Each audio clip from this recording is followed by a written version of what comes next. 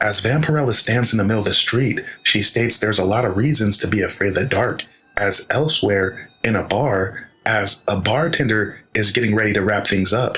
There's one patron that doesn't seem to want to leave as he tells the bartender to go hump his fat moron wife.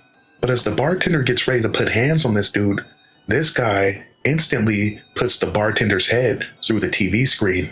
The bartender's wife comes out with a shotgun and hits this dude with several rounds of buckshot.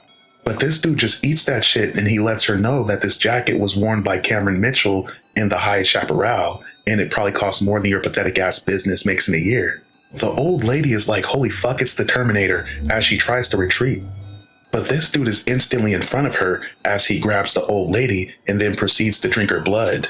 And then the kids. Oh, the kids.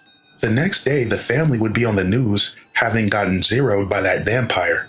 Apparently, the guy's name is Michigan Pike, as the cops found him passed out, drunk, in the park.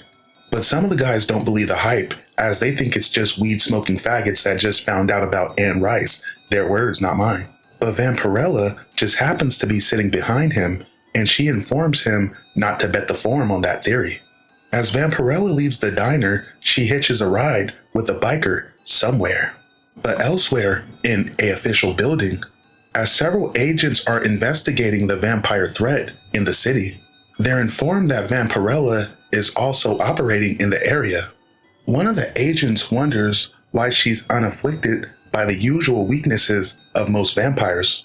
Unfortunately, that's intel that they just don't seem to have. But based off what they do know, Vampirella is not a threat, and she's likely trying to purge the vampire threat just as they are. When asked how she's even locating the vampires, Agent Mulligan is informed it's likely through classic honeypot tactics, walking down the wrong streets, getting drunk in all the wrong clubs, and hitching rides with all the wrong people.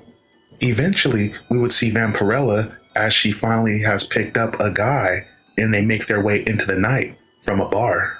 As this guy holds Vampirella against the truck and starts kissing her, he begins to bare fangs, preparing to pierce her neck.